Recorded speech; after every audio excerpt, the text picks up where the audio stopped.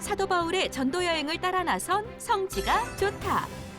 사도 바울이 방문한 아소에는 비잔틴 시대 때 이미 큰 교회 공동체가 형성되었었다고 하는데요. 아소에서 찾은 교회 유적지와 사도 바울도 보았을 아크로폴리스 언덕 위 아테네 신전, 그리고 그 다음 장소 미둘레네로 향하기 위해 도착한 항구 도시 아드라무테노까지 그 여정을 따라 지금 출발합니다.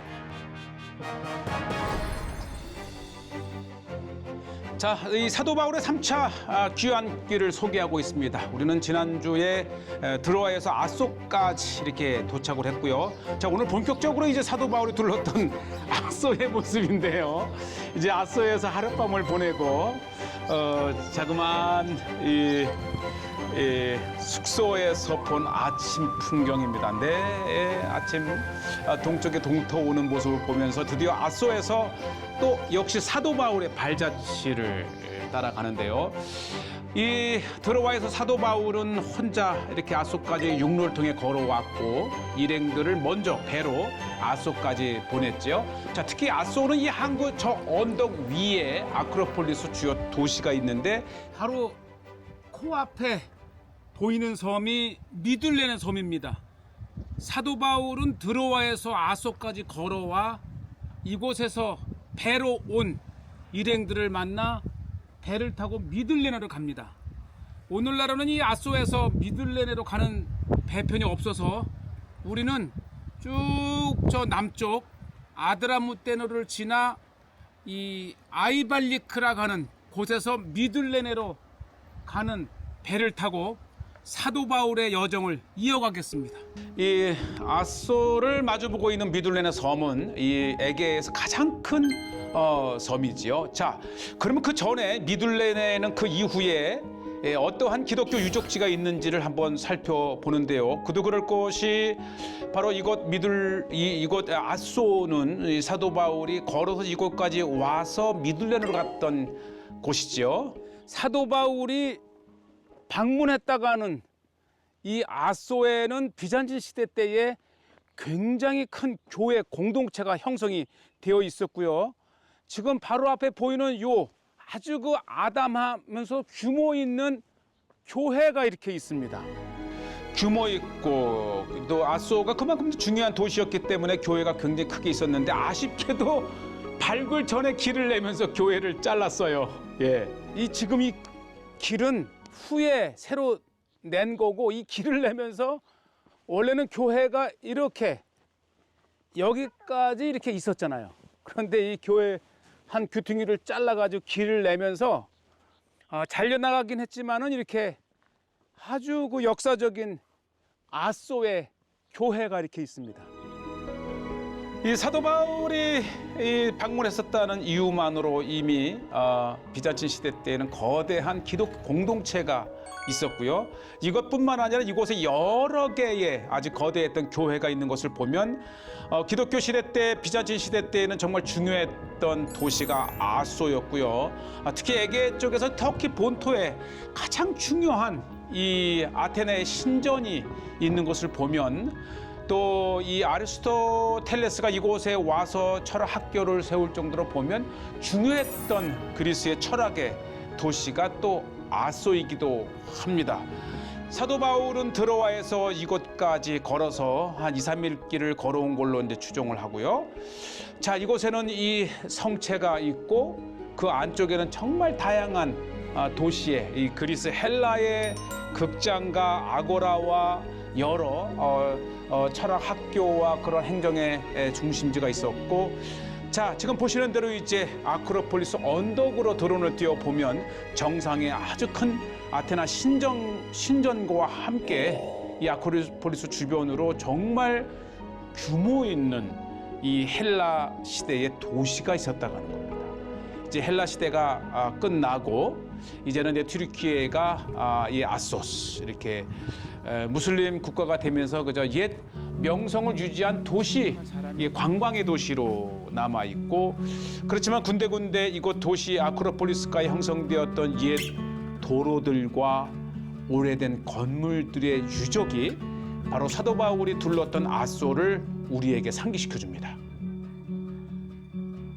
네, 아주 아기자기하고 이쁜 역사적인 도시. 이렇게 해서 이제 아크로폴리스로 올라가는 길가에 정말 아주 재미있는 헬라와 또 로마와 여러 시대 때의 이렇게 선물 가게가 있습니다. 그러나 이 모든 것은 바로 그리스적 문화의 유산들이고요. 오늘날 튀르키예는 그저 관광객을 맞이하는 그런 소박한 관광 옛 도시입니다. 네, 관광지에서는 볼 수 있는 다양한 이러한 건물들이 또 선물 가게들이 우리의 또 즐거움을 계속해서 해주죠. 네, 네, 바로 튀르키예의 중년 여성들입니다.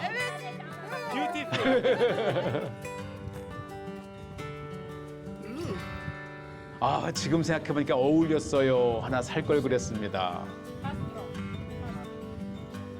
예, 요 색깔보단 전 모자가 더 어울렸는데 어쨌든 자, 우리는 계속해서 이 아크로폴리스 언덕까지 올라가는데 특히 이 아소의 아크로폴리스 언덕 굉장히 높아요. 그래서 한여름철에는 좀 땀을 흘릴 각오를 해야 되고요. 올라가시면서 네, 그냥 소박해요.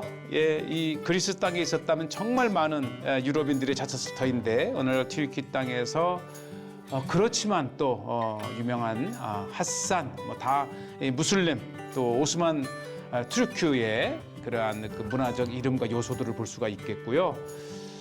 네, 그렇지 않아도 이제 코로나라든지 여러 이유로 이제 관광 산업이 많이 위축된 현재의 모습이지만 그래서 더욱 자세하게 여유 있게 사도 바울의 도시였던 이것 아소를 소개하고 있습니다.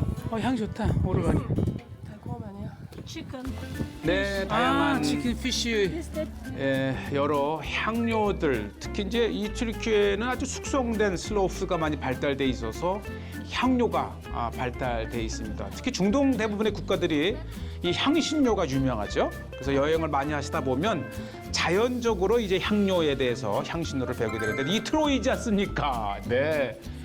예, 헤르메스의 일리아드와 오디세이의 중요한 현장이 바로 이곳 아소와 드로아 사이에 있죠.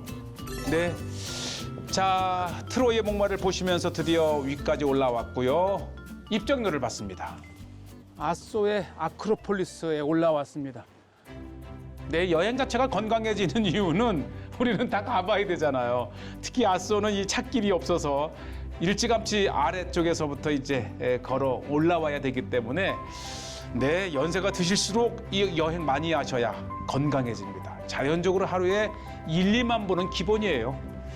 자, 우리가 조금 전에 소개했던 아소의 비잔틴 시대 때 교회가 있었는데 이것뿐만 아니라 또 하나의 교회가 있고, 그러니까 이 아소에는 정말 여러 개의 비잔틴 시대 때 교회가 있었고요. 자, 드디어 오늘날의 하이라이트 아크로폴리스 정상의 아테나 신전입니다. 네, 이 규모를 보면 정말 이 도리아식 기둥으로 이 아테네 밖에서 보는 가장 큰 신전이 바로 이곳 이 아소에 있었다고 하는 것입니다. 특히 에게해를 지나가는 이 고대의 백길이지 않습니까? 그 우뚝 선 정상의 아테나의 신전은 정말 사도 바울도 여러 이 전도 여행을 하면서 이 앞을 지날 때에 익히 보았을 것입니다. 아크로폴리스 이 언덕 위에는 아테나 신전이 세워져 있는데 터키 전 지역에서 발견되는 아테나 신전 중에 유일하게 이 도리아죠? 도릭 양식으로 지어진 신전입니다. 특히 이 아크로폴리스는 지금 앞에 보이다시피 이 에게해를 지나는 모든 배에서 쉽게 볼 수 있도록 아주 가장 높은 정상 위에 신전을 세워놨습니다. 그러고 보면은 이 도릭 양식으로 되어 있다, 그 건축이 되었다는 것 자체가 주전 5세기 이전의 건축물이라는 것을 알 수 있겠고요. 그만큼 이 그리스는 이 에게해 건너편 바로 이 튀르키예 땅에 이곳 아소 아크로폴리스 언덕에는 이렇게 이 아테나 신전이 세워져 있고요. 이 터키 아나톨리아 지역에서 유일하게 도릭 양식으로 지어진 신전. 이것이 주전 530년대에 건축된 거니까 사도 바울이 바로 이 아소 앞을 지나 미둘레네로 갈 때에 분명히 사도 바울 시대 때에 사도 바울이 보았을 아테나 신전이 이렇게 아크로폴리스 정상에 세워져 있고요. 지금 제가 있는 저 앞에 보이는 저 섬이 바로 미둘레네 섬입니다. 이렇게 가까이에 보여요. 그러니까 이 사도 바울은 이곳까지 들어와서 걸어와서 이제 먼저 온 일행들을 만나고 그 일행과 함께 배를 타고 저 미둘레네 섬으로 가서 기호를 지나 3호를 지나 밀레도에서 에베소의 장로들을 불러 만나, 그리고 나서 계속해서 이제 고스와 로드를 지나서 바다라에서 배를 타고 예루살렘으로 갑니다. 정말 역사적인 사도 바울의 3차 귀환길을 소개하고 있는 성지가 좋다, 이렇게 아소를 소개를 합니다. 우리가 워낙 외진 곳에 있기 때문에 성지 순례를 가도 아소를 방문한다는 것이 쉽지가 않기 때문에 이렇게 성지가 좋다에 아소가 정말 귀합니다. 그리고 우리가 몰랐던 비잔틴 시대 때에 이미 이 아소에는 정말 여러 개의 거대한 비잔틴 시대 때의 교회가 있었다고 하는 것입니다. 예, 사도 바울이 지난 자리에는 복음이 싹을 내서, 지금 제가 서 있는 이곳은 아크로폴리스의 모스크입니다. 근데 원래 이 모스크는 이 비잔틴 시대 때의 교회의 재료들을 가지고 지은 모스크가 이렇게 있어요. 원래는 교회죠, 교회. 그렇죠. 예, 교회를 이제 이슬람 시대 때의 모스크로 변형을 시켰는데, 정말 이걸 보고서 너무 안타깝습니다. 이 단단한 바위 위에 이렇게 비잔틴 시대 때의 아름다운 교회가 있었어요. 풍광도 최고고요. 그런데 이거를 모스크로 만들었다니 너무 마음이 아파요.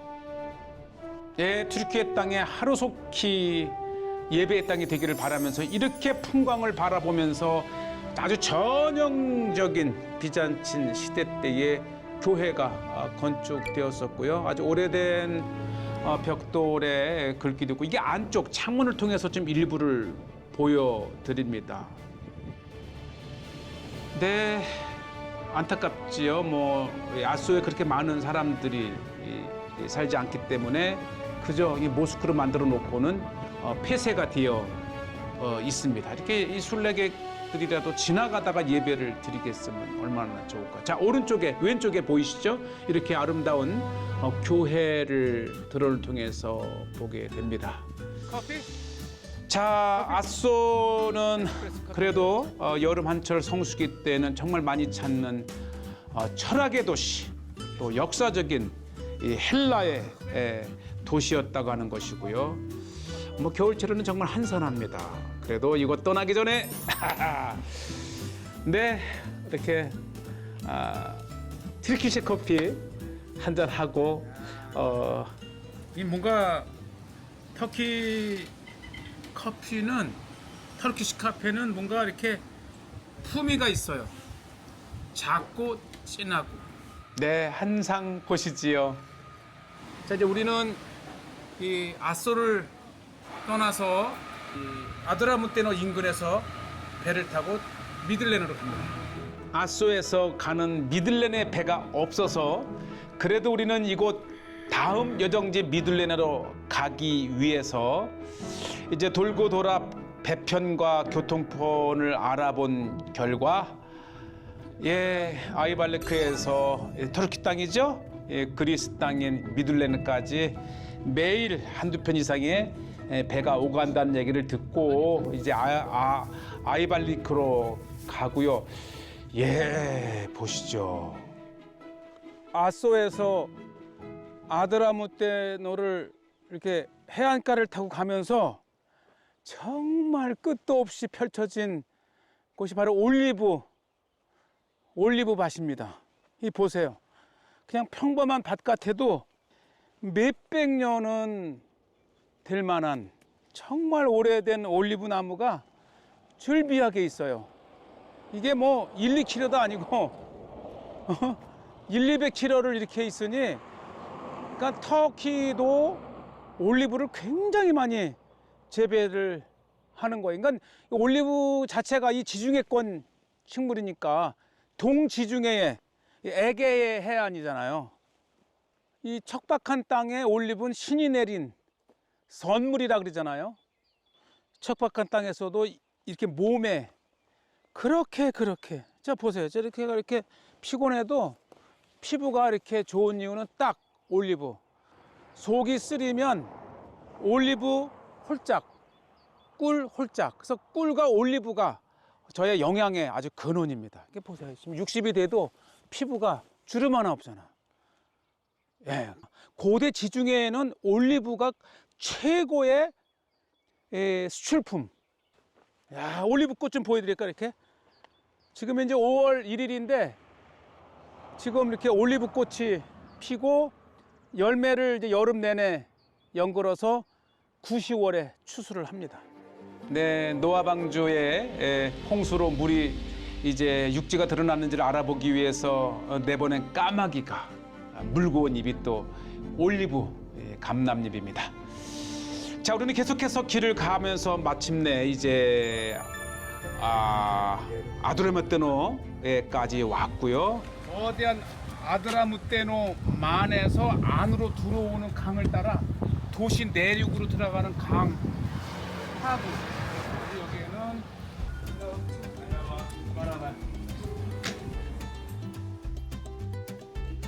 네, 역시 생선집이 참 많더라고요.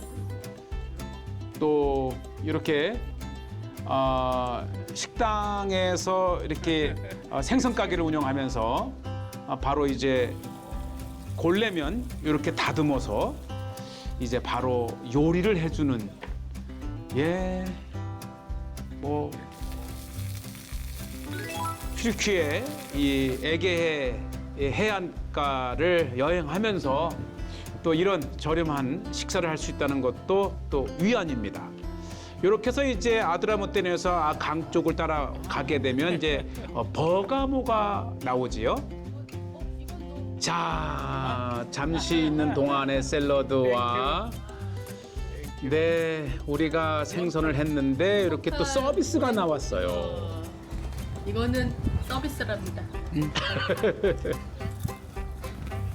바삭하게 구운 네, 건강식이지요. 자, 이렇게 식사를 마치고 드디어 우리는 또 발길을 재촉해서 우리가 이제 사도 바울이 로마로 향할 때에 바다라에서 무라에서 아드라무테노 배를 이제 내려서 알렉산드리아를 타는데 헬라나 로마 시대 때의 이 건축에 이 컬럼들이 이렇게 있어요.